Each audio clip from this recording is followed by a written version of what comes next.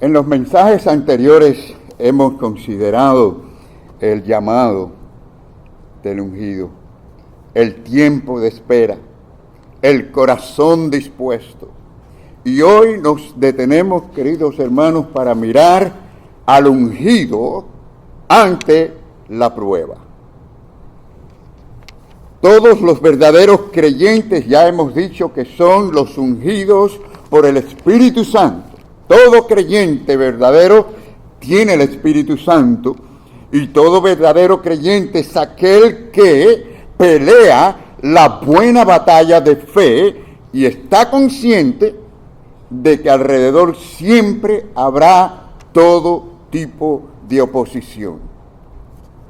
Ser ungido no significa ser exento de las pruebas, las aflicciones y los problemas, ni significa que somos perfectos de ninguna manera.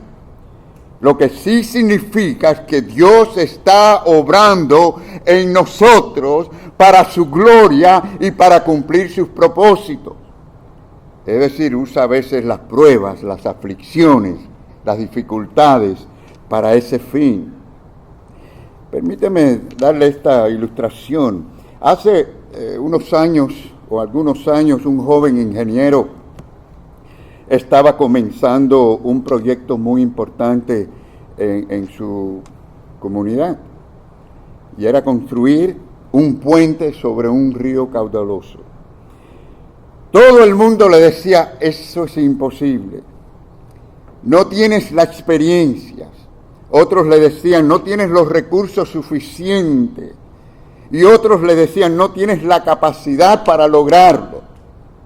Esto decían sus compañeros, ¿no?, de trabajo, los colegas, los otros constructores, otros ingenieros. Sin embargo, el joven creyente confiaba en su Dios todopoderoso y sabía que Dios lo había preparado para ese proyecto. ¿Y qué hizo? Día tras día trabajó con determinación, con estudio, planeó, consultó a otros expertos y sobre todo consultaba cada día al gran arquitecto divino, a nuestro Dios. Y al final el puente fue terminado y con éxito, y se convirtió en un símbolo del progreso para aquella comunidad. Así también ocurre, mis queridos hermanos, con los ungidos de Dios. Es decir, la gente puede subestimarlo a usted, la gente puede criticarlo, y qué fácil es eso, ¿verdad, hermano? Criticar es fácil, es lo más fácil, no importa cuán bien usted haga algo, es fácil si alguien quiere buscar una forma de criticarlo o decirle que no puedes. Pero si su corazón está siendo guiado por el Señor, si su corazón quiere agradar a Dios con lo que usted hace, glorificar su nombre, y usted está en manos de Dios, usted va a lograr y va a cumplir ese propósito para el cual Dios le ha llamado. Y aunque no tengas todos los recursos, como es comúnmente, aunque la gente no le aprueben o no le aplaudan, si usted sigue adelante con esa visión que Dios le ha dado, Dios le va a ayudar. Porque Dios no mira las perfecciones externas. Dios mira el corazón fiel. Y eso es lo que importa, que usted y yo seamos fiel al Señor. El ungido David no lo tuvo fácil. Bueno, todos conocemos seguramente la historia de David. Al principio, o ya desde el principio, comenzó a soportar la subestimación, empezando con su hermano, y luego por mucho tiempo el rechazo constante, como ustedes saben, del mismo rey Saúl y de otros. Pero ahora, ante las amenazas de Goliat, sus hermanos dudaron de él. Bueno, al igual que el rey Saúl también. Es decir, dudaron de su capacidad para hacer algo tan grande como enfrentarse al gigante Goliat. Pero fíjense que lo importante era que aunque de él dudaron, él no dudaba de la obra de Dios, del poder de Dios en su vida. El Dios que se especializa en hacer de lo que no es, lo que Él en sus planes y propósitos quiere hacer. Hermanos, ¿acaso Dios no nos hizo del polvo? No nos hizo del polvo. No creó todo el universo de la nada. No es que Dios haya usado alguna materia existente, sino que todo comenzó a existir porque Él lo creó. Dios no necesita a los sabios de este mundo, y mucho menos a los que son sabios según la carne, ni a los poderosos del mundo para cumplir su obra. Por tanto, Él escoge a quien Él quiere, para lo que Él quiere, cuando Él quiere, y a Él sea toda la gloria. Miren cómo lo encontramos acá en Primera de Corintios, como dice la palabra del Señor. Dice, pues mirad, y aquí estamos nosotros incluidos, hermanos, vuestra vocación, que no sois muchos, ¿qué? Sabios según la carne, ni muchos poderosos, ni muchos nobles, sino que lo necio del mundo escogió Dios para avergonzar a los sabios, y lo débil del mundo escogió Dios, ¿para qué? Para avergonzar a los fuertes. Y luego dice, y lo vil del mundo y lo menospreciado escogió Dios, y lo que no es, para deshacer lo que es, a fin de que nadie se jacte en su presencia, a fin de que le demos toda la gloria a nuestro Dios. Amén. Recuerdan, hermanos, ustedes recuerdan cuando Samuel llegó a Belén. Ya hemos hablado de esto, ¿no? Hemos estado haciendo esta serie y estamos ahora entrando en otra etapa, en otra parte.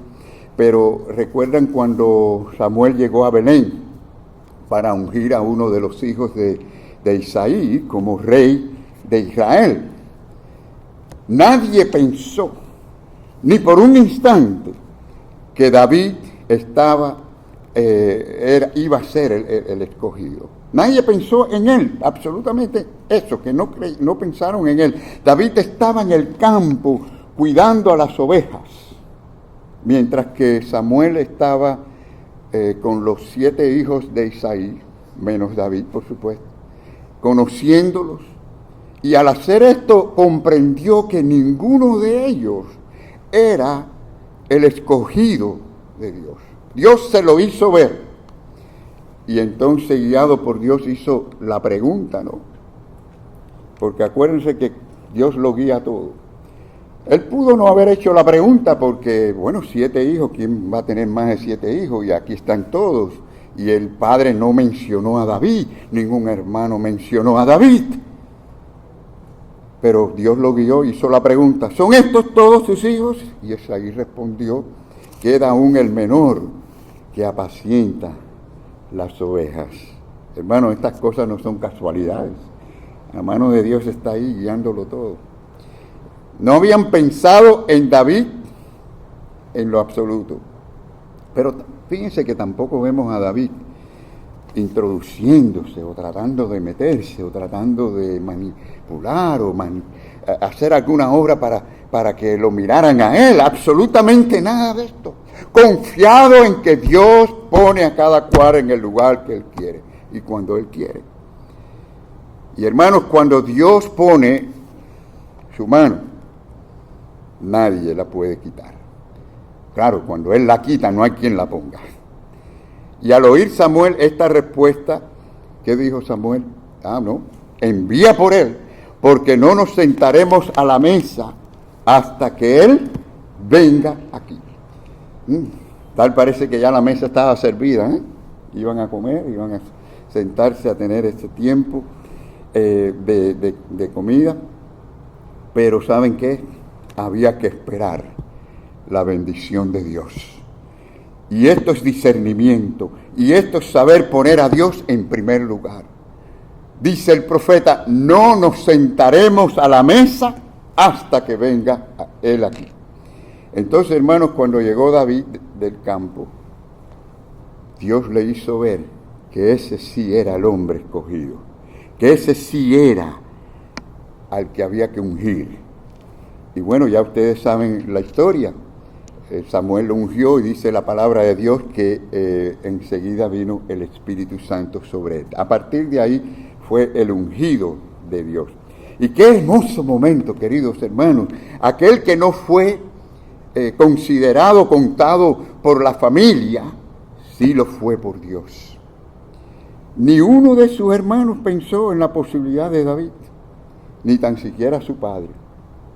Ahora bien, antes de entrar en el primer punto de hoy, lo cual es en un tiempo después de la unción de David, yo quiero recordarle que la vez pasada hablamos de cuando David fue enviado por su padre a llevarle alimentos a sus hermanos que estaban allí en formación de batalla ante Goliat y los filisteos. Hermanos, hoy la historia comienza cuando David llega al campo de batalla, quizás pensando que los hermanos se iban a alegrar en ver que les traía alimentos, o simplemente por ver al hermano menor se iban a alegrar, pero se encuentra con una situación muy distinta. Miren, aquí empezamos el primer punto y es la crítica de su hermano mayor. Por cierto, en aquellos tiempos la opinión del hermano mayor era muy, muy respetada. Por eso nos impacta leer lo que dice allí la palabra. Dice que oyéndole hablar Eliab, su hermano mayor, se encendió en ira contra David y dijo: ¿para qué has descendido acá? ¿Y a quién has dejado aquellas pocas ovejas en el desierto? Yo conozco tu soberbia y la malicia de tu corazón. Fíjense que el primero que intentó apagar la fe y la visión de David fue su hermano mayor. ¿Qué les parece? Eliab, a quien él respetaba tanto. Es decir, juzgó su acción sin discernir la motivación. En lugar de alegrarse por ver a su hermano menor, se llenó de enojo al escuchar a este hombre ungido por Dios hablar con fe. Saben que cuando alguien es guiado por el Espíritu Santo, sus palabras levantan la fe de los demás. Pero los que piensan carnalmente no pueden entender esto, no pueden entender las cosas espirituales. Y observen las palabras de Eliab. ¿Cómo fue que dijo Eliab? Dice: ¿para qué has descendido acá? Como diciendo, no hay propósito, cuando había un gran propósito de Dios. ¿Y a quién has dejado aquellas ovejas? Realmente vemos que lo está acusando de dos cosas: de necio y de irresponsable. Sin embargo, David había descendido por obediencia a su padre. Su padre lo había enviado a llevar estos alimentos a los hermanos, y además ya vimos la vez pasada que él dejó las ovejas a cargo o al cuidado de un guarda. O sea que fue responsable. Y esto es lo que hacen los hijos de Dios. Cuando tienen que, por algún motivo, estar ausente, tienen la responsabilidad de dejar las cosas en orden. Así que los hijos de Dios deben cuidarse de aquellos que hablan sin sabiduría o discernimiento espiritual y critican, porque eso es fácil hacerlo, ¿verdad? O sin preguntarle. Aquí debió haberle hecho preguntas a David, preguntas con amor, no con deseo de criticarlo. Y a veces, hermanos, quienes más hablan son los que menos escuchan a Dios. Y cometen los errores a veces al decir y ofenden. Eliab no solo hizo la pregunta equivocada, sino también que dio la respuesta equivocada. Fíjense que dijo: yo conozco tu soberbia y conozco también la malicia de tu corazón. ¿Qué les parece eso? Pero aquel que dice conocer tanto el corazón de los demás, muestra que no conoce a Dios. Porque no nos toca a nosotros. Usted podrá conocer algo, pero tenga cuidado con juzgar. Tenga cuidado. Y allí se reveló realmente la amargura de Eliab, pienso yo, aquí digo yo porque no está así escrito en la Biblia, pero yo pienso que siendo él el mayor de los hermanos, él pensó que Samuel lo iba a elegir a él. Y de alguna manera llevaba eso por dentro, que a él lo dejaron fuera siendo el mayor. Y sepan ustedes, o recuerden que cuando Samuel llegó allí a Belén, a casa de Isaí, se impresionó cuando vio a Eliab. Nosotros nos impresionamos a veces por lo que vemos por fuera, ¿no es así?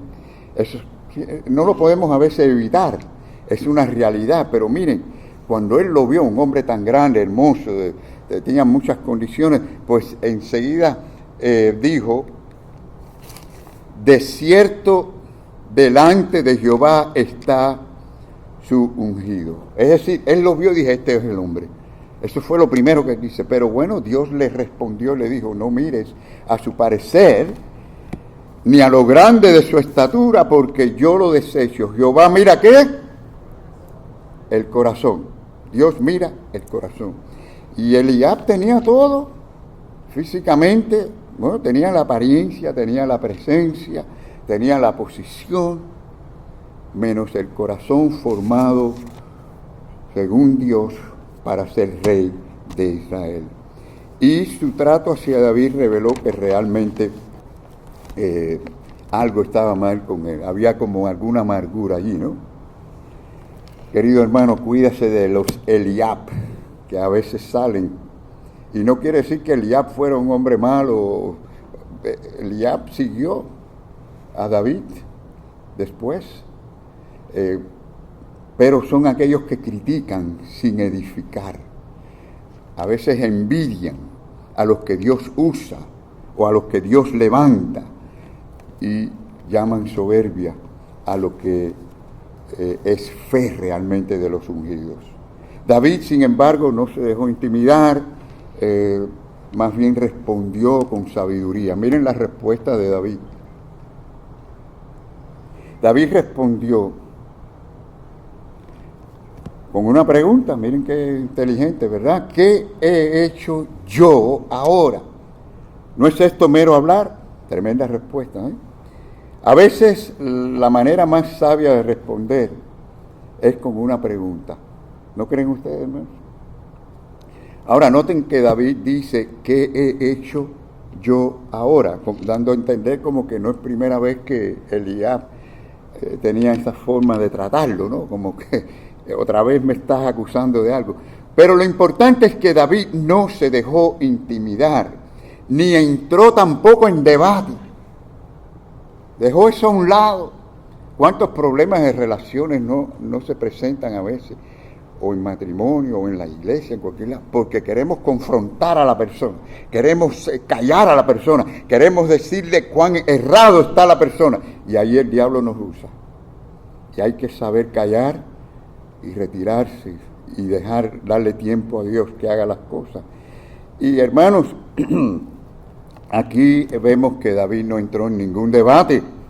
Los que caminan guiados por el Espíritu no pierden tiempo escuchando necedades. Y por eso es por lo que luego leemos lo siguiente. Y apartándose de él, no es que se peleó con él ni nada de eso, simplemente por un momento se apartó de él, dejó aquella conversación, dice, apartándose de él hacia otros, preguntó de igual manera. O sea, siguió haciendo las mismas preguntas. ¿Qué va a hacer el rey con aquel que venza a este gigante? Y luego hablando con fe acerca de los escuadrones de Dios. David se apartó de Eliab. Y a veces, hermanos, el paso más espiritual es apartarse, aunque sea por un breve tiempo, de aquellos que apagan la fe. Y Abraham tuvo que hacerlo. ¿Recuerdan a Abraham y Lot?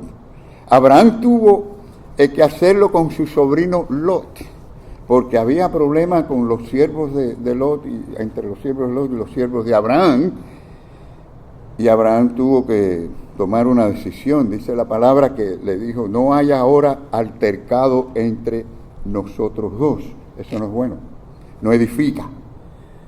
Yo te ruego que te apartes de mí. Y a veces Cuando no hay solución, esta es la solución. En la Biblia vemos también que ocurrió con Pablo y Bernabé. Se separaron a causa de Juan Marcos. La historia nos dice que tuvieron un gran desacuerdo. Hubo un gran desacuerdo entre ellos y tuvieron que cada cual ir por su lugar, ¿no? La separación, hermanos, aunque duela, a veces es necesaria para preservar el propósito de Dios. Y claro que hay muchas separaciones por orgullo, por falta de humildad, por desobediencia al Señor.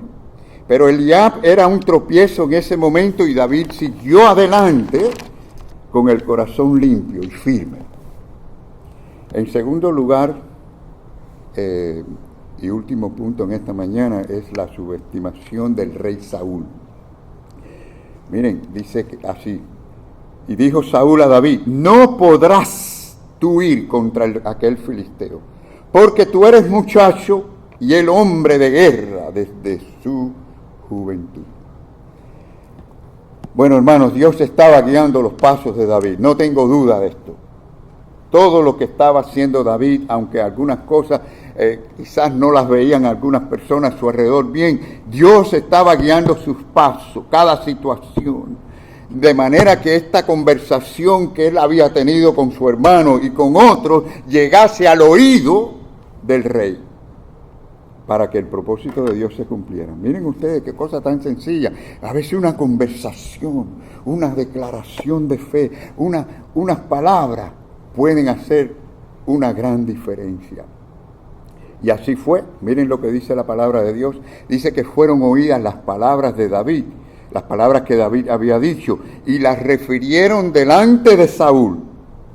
Y él lo hizo venir. De alguna manera llegó la información. Eso es parte del plan de Dios. Se dan cuenta que a veces esta pequeña conversación que no pensamos que tiene tanta importancia puede bendecir a alguien. Bueno, ¿cuáles fueron las palabras que llamaron la atención a Saúl? Ustedes recuerdan, ¿verdad?, que David, cuando llegó al campamento, escuchó a Goliat dando amenazas y desafiando. Y dice David, cuando oyó a Goliat, dice, ¿quién es este filisteo incircunciso para que provoque a los escuadrones del Dios viviente? Son palabras de un hombre que tiene fe en Dios, un hombre que no acepta la amenaza del mundo ni del diablo, no porque sabe que mayor es el que está en nosotros que aquel que está en el mundo. Y lo que parecía una conversación casual, una simple declaración de fe, era parte del plan divino para un propósito específico. Y por eso más tarde David testificó en uno de los salmos. Miren qué pocas palabras, ¿verdad? Pero miren qué maravilloso. Jehová cumplirá su propósito en mí. ¿Lo puedes decir conmigo? Jehová cumplirá su propósito en mí. ¿Lo crees, hermano? ¿Lo crees? Saben que si nosotros ponemos nuestro corazón en el Señor y dejamos que Él nos guíe y seamos fieles a Él, esto se cumple. Esto es palabra de Dios. Dios va a cumplir su propósito en nosotros. Cuando David se presentó entonces delante de Saúl, porque Saúl oyó esto y lo llamó, tráiganmelo acá, este muchacho está diciendo estas cosas, yo no he oído estas cosas, no hay uno tan valiente en todo el ejército que diga, no, aquí estoy yo voy contra Goliat. Y ahí lo llamó. Entonces David le dice a Saúl, no desmaye el corazón de ninguno a causa de él. Hasta ahí uno puede pensar, bueno, no desmayen, yo voy a orar por ustedes para que alguien vaya, para que alguien haga, para que alguien bendiga. No. Él dijo, no desmayen, porque yo estoy aquí para servir. Tu siervo irá y peleará contra este filisteo. ¿Saben qué es fácil decir? Hay que hacer esto, es bueno que se haga esto. Muchas opiniones, ¿verdad? Pero son pocos los que dicen, estoy aquí, pastor, para servir en lo que haya que hacer. Estoy para servir a Dios y servir a los hermanos y servir a la iglesia. ¿Saben? Los ungidos inspiran ánimo en medio de cualquier temor, no importa las circunstancias. Mientras todos temían, David inspiró valor. Donde otros veían un gigante, él lo que veía era una oportunidad para glorificar y honrar a Dios. Así que el lenguaje de David era un lenguaje de fe, mientras que el de Saúl realmente era un lenguaje de lógica humana, lo cual producía dudas, ¿no? Porque miren cómo dice David, ¿cómo fue que le dijo David enseguida? No podrás porque este es filisteo, tú eres un muchacho y este es un hombre de guerra desde su juventud, ¿cómo tú vas a poder ir contra él? No podrás. Ahora, ¿cuántas veces, queridos hermanos, esa frase ha tenido a los hijos de Dios detenidos de hacer alguna obra por el Señor? No podrás, no puedo hacerlo por esto. O alguien le dice a usted, no podrás, no sirve, no tienes experiencia. Y hay frases que las decimos muchas veces, son frases despectivas que hacen tanto daño en las relaciones y nos hacemos daño. Por ejemplo, ¿cuántas veces en las discusiones no se oyen decir, tú nunca, tú siempre, pero de manera despectiva? Hermanos, estas son frases que matan la fe. Son palabras que el enemigo usa para enterrar la fe de los escogidos de Dios. Pero David no se dejó programar por el miedo de otros, porque conocía el poder de Dios. Los que conocen a Dios no viven bajo el no puedo. Vivimos bajo el Cristo puede en mí. Y lo que yo ahora vivo en la carne, lo vivo en la fe del Hijo de Dios, el cual me amó y se entregó a sí mismo por mí. Saúl hablaba desde la lógica, ¿verdad? Pero David hablaba desde la fe en Dios. No una fe emocional, sino una fe experimental. Porque David había crecido, o su fe había crecido en los campos, cuidando a las ovejas. David tenía un historial de victoria, mis queridos hermanos. Tenía un resumen de ver el poder y la mano de Dios. ¿Saben cómo dijo él? Recuerden lo que le dijo a Saúl. Le dijo, miren, te voy a dar mi resumen. Aquí está mi resumen. Fuese león, fuese oso, tu siervo lo mataba. Y este filisteo incircunciso será como uno de ellos. Es decir, no habrá diferencia. No importa que sea alto. ¿Se imaginan fajarse con un león? Lean ustedes ahí la historia para que vean que en ocasiones dice que lo agarraba por la quijada. Parece que no quedaba totalmente muerto y el león atacaba y tenía que agarrarlo por la quijada y a terminarlo de matar. Óigame, esto es algo serio. Jehová, que me ha librado de las garras del león y del oso, él también me librará de la mano de este filisteo. Y ya dijimos que este era un hombre que tenía casi 10 pies de altura. Algo impresionante. Qué declaración de fe, hermanos. David no habló de sus fuerzas. Fíjense, él no habló de sus fuerzas, sino del poder de Dios. No se glorió en sí mismo, sino que glorificó al Señor. Toda la gloria se la dio al Señor. David sabía que no era él quien tenía el problema con Goliat, sino Goliat tenía un problema ahora con Dios. Y ante la convicción que él tenía, Saúl entonces lo envió. Pero quiero que analicen también las palabras de Saúl. A veces, aunque sean pocas palabras, cuando uno lo analiza se da cuenta lo que hay en el corazón o la clase de convicción que alguien tiene. Miren esto. Les dice, ve y Jehová esté contigo. Parece bueno eso, ¿verdad? Parece que dijo algo muy bueno, con mucha fe. Bueno, la palabra, cuando le dijo ve, está bien.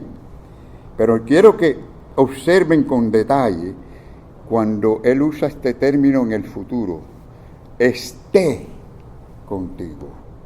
¿Qué ustedes encuentran mal ahí, hermanos? Fíjense que Saúl no entendía que Dios ya estaba presente con David. Los ungidos no esperan la presencia de Dios en el futuro, cuando el problema venga o se presente, sino que viven con ella, en el presente. La presencia de Dios no los espera en el futuro a ellos, los acompaña en el presente y hasta el fin del mundo. Es decir, ya él estaba con Dios y Dios lo iba a guiar. Quiero concluir, queridos hermanos, permítanme concluir: todo verdadero hijo de Dios que desea ser fiel, ¿verdad? Todo hijo de Dios que desea ser fiel será probado de alguna manera. Vendrán las pruebas, pero al igual que David, guarda tu corazón y que estés recto delante de Dios. No se enrede con las cosas del mundo y no se enrede tampoco con las discusiones con los críticos. Apártase de aquellos que apagan la fe y siga avanzando. También testifique de la fidelidad de Dios. Es decir, mire a ver cuántas veces Dios lo ha bendecido, lo ha ayudado y lo ha levantado. Dios no nos falla. Dios no nos falla. Nosotros fallamos, pero Él no nos falla a nosotros. Dé testimonio de eso. Y también hable con fe, fe en la palabra de Dios, por supuesto, y con entusiasmo. Los verdaderos hijos de Dios inspiran esperanza, aun cuando los demás solo ven gigantes. Y confíe en el Dios que pelea por usted.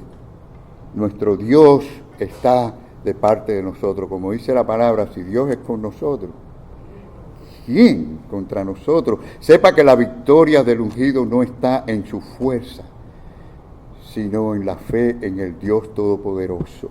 Así que cada vez que el creyente se enfrenta a la prueba, puede demostrar de que tiene a un Dios poderoso con él, que no le falla, que está siempre a nuestro lado para mostrar su gloria a través de nosotros. Que el Señor nos bendiga en esta mañana.